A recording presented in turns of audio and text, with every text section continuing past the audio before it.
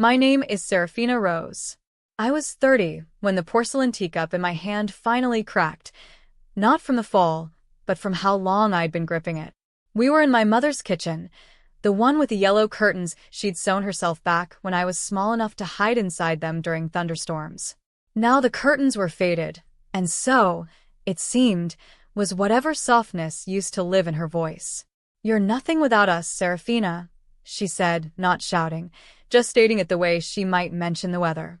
"Everything you have, this house, your education, your little career, came from this family. Don't forget who built the ground you stand on." I set the cup down carefully, the way you set down something you're afraid might shatter twice. She didn't know I'd spent the last 4 years quietly buying back the ground she meant. I should explain. My father died when I was 26, and in the chaos of grief, my brother Julian, the golden one, the one who never called on birthdays but somehow inherited the family's warmth by default, was handed the deed to the accounting firm my father built from nothing. I was handed condolences and a box of Dad's old ledgers for sentimental value. At the time, I told myself it didn't matter. I told myself grief made people careless, not cruel. But grief passed, and the carelessness didn't. I watched Julian run the firm my father spent 30 years building into the ground within 3 years. Missed filings, unpaid vendors, a slow bleeding of the thing that had once meant everything to our father. And every time I offered to help, my mother waved me off. "This is Julian's responsibility. You have your own little job." My little job was senior financial analyst at a firm 3 states over, the one I'd built from an unpaid internship into a career nobody in my family had ever asked about. I kept coming home anyway. I kept bringing the good coffee she liked, kept fixing the leak under her sink, kept sitting through Sunday dinners where Julian's failures were reframed as bad luck and mine were treated as evidence I'd gotten lucky somewhere along the way. I never argued. I just watched. And I started quietly to understand something my mother didn't know I understood. Numbers don't lie, even when people do. That night, standing in her kitchen with a cracked cup between us, I didn't say any of that. I just nodded the way I always had. "You're right," I said. "I wouldn't be anything without this family." She smiled, satisfied, already turning back to her stove. She had no idea how true and how untrue those words really were. To understand what I was holding back that night, you have to go further back, to a rainy Tuesday 18 months earlier, when I got a call from a number I didn't recognize. It was Mr. Okafor, my father's old attorney, the same soft-spoken man who'd read the will for years before in a room that still smelled like my father's aftershave. He told me the firm, my father's firm, now Julian's, was 3 months from bankruptcy. Vendors unpaid. A tax lien forming quietly in the background like a storm no one had bothered to look up and notice. "Your father asked me a long time ago to keep an eye on things," he said. "He had a feeling. I think he'd want you to know." I sat with that phone call for 3 days before I did anything. There's a particular kind of grief in learning your father saw clearly what your mother refused to. He'd loved Julian, loved us both, but he wasn't blind. There had been a clause buried in the original incorporation documents, one Julian never bothered to read carefully, a right of first refusal, granting any family member the option to purchase outstanding shares if the company defaulted on specific obligations. My father had written it in himself, quietly, years before he died. I didn't tell my mother. I didn't tell Julian. I called Mr. Okafor back and asked him, in the calmest voice I could manage, what it would take. What followed wasn't dramatic. There were no confrontations, no slammed doors. Just spreadsheets at midnight. Just a second job's worth of consulting work I took on in secret, the money routed into an account with a name that meant nothing to anyone but me. Just 18 months of watching my brother's failures compound, not with satisfaction, but with a strange, aching sadness, because some part of me still hoped he'd turn it around before I had to do what I was quietly preparing to do. He didn't turn it around. By the time the lien matured and the option clause activated, I wasn't rescuing a company. I was claiming what had, in every way that mattered, always been offered to whichever child was paying attention. I signed the final paperwork on a Thursday in a lawyer's office that still smelled faintly of dust and old paper, the same scent as my father's ledgers. I didn't feel triumphant. I felt like I was finally exhaling after 4 years of holding my breath. I told no one. Not yet.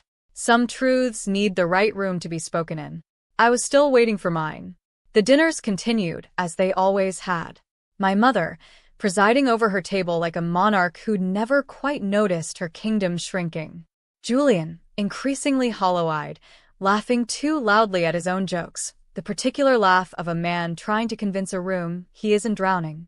Me, quiet, refilling water glasses, listening. "The firm's just going through a rough patch," Julian said one Sunday, not quite meeting anyone's eyes. "Every business has rough patches." "Of course it does," my mother said, patting his hand. "You're your father's son. You'll figure it out." I remember looking down at my plate and thinking about the folder in my car, the one with Mr. Okafor's letterhead, the one containing documents that would have told her, in exact and undeniable numbers, that her golden son had signed away 3 client accounts out of desperation, that payroll had been late twice, that the rough patch was in fact a slow, quiet collapse she'd been too comfortable to notice. I could have opened that folder right there on the table. I didn't. Not because I was afraid. Because I understood, finally, something my father must have understood too, that truth handed over in anger becomes a weapon, and weapons wound but rarely heal. I didn't want to wound my mother. I wanted her to see clearly, just once, without flinching, without a villain to blame. That takes patience.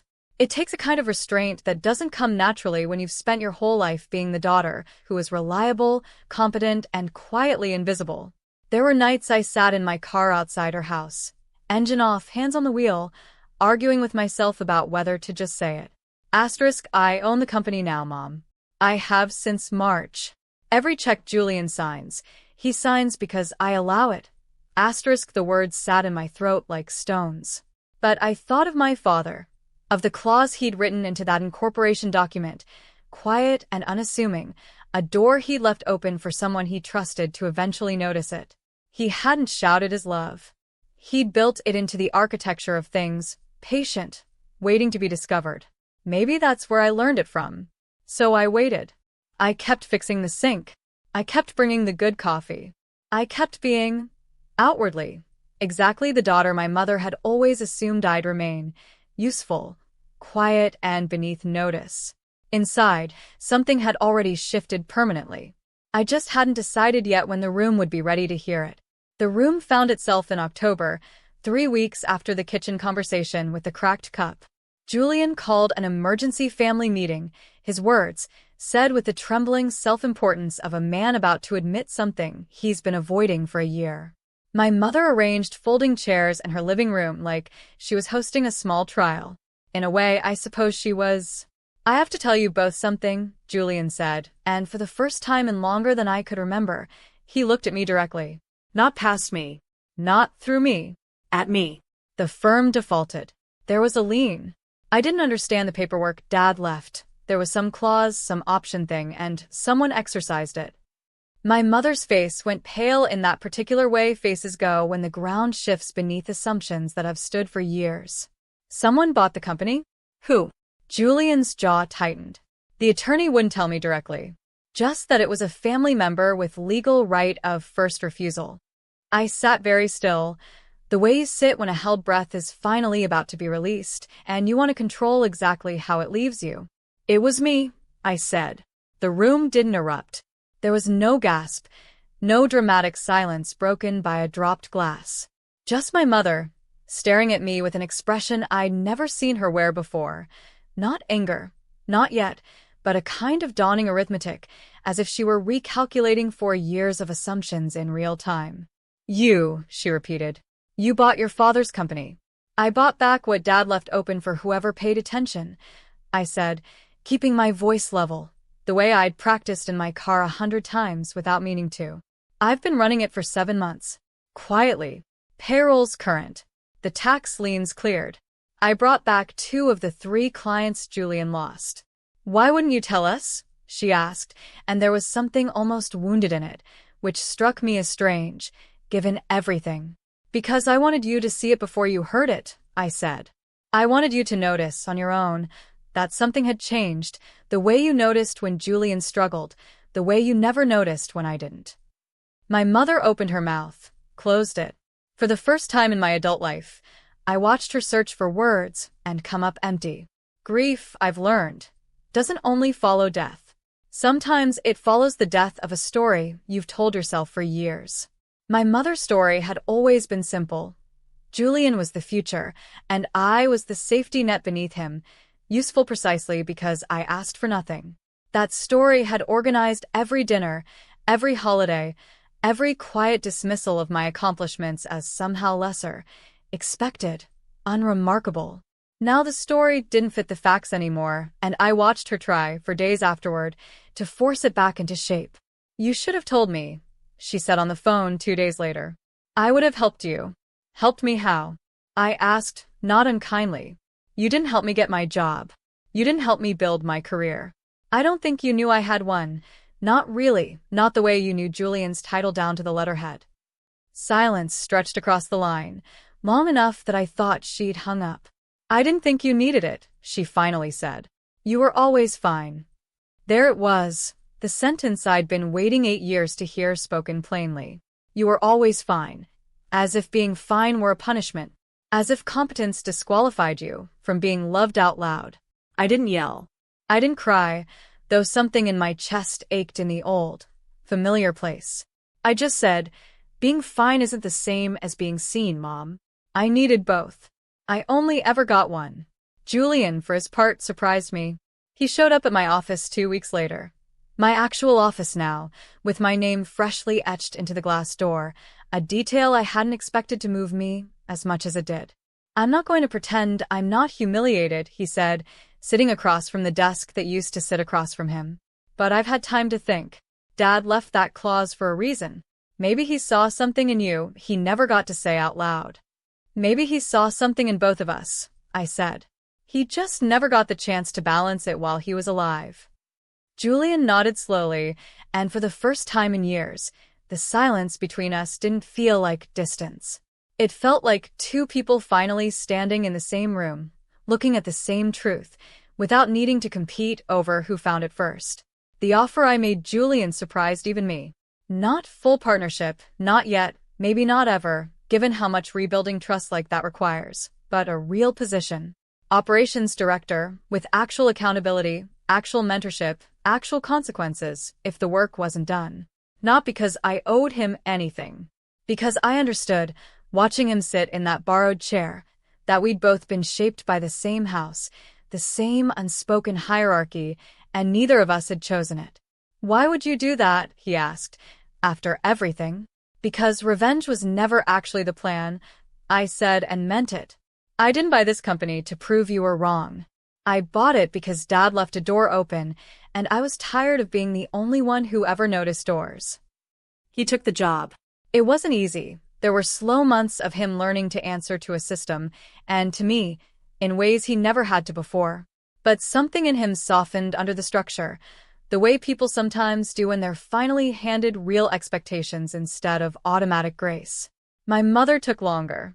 She didn't apologize outright. Some people, I've learned, aren't built for the direct sentence, only for the slow accumulation of gestures that mean the same thing. She started calling to ask about the business, real questions, the kind she used to reserve only for Julian. She mentioned, once, almost offhand, that she'd found an old photo of me at 19, hunched over my father's ledgers at the kitchen table while he explained double-entry bookkeeping, patient and delighted that one of his children actually wanted to learn. I forgot you used to do that with him, she said. I forgot a lot of things, I think. I didn't need her to say more than that. I'd spent so many years waiting for a large, cinematic apology that I'd nearly missed the smaller, truer ones. A photo remembered, a question finally asked, a silence that no longer felt like erasure. Healing, it turns out, rarely arrives as a single event. It arrives the way trust rebuilds after a lien is cleared, slowly in installments, verified one honest transaction at a time. A year after that October evening, we held Sunday dinner again in my mother's kitchen, the yellow curtains finally replaced with new ones she'd sewn herself, a small detail I noticed and didn't mention, because some changes don't need to be pointed at to be honored. Julian brought a report on the firm's quarterly numbers, genuinely good numbers, the kind he'd earned rather than inherited.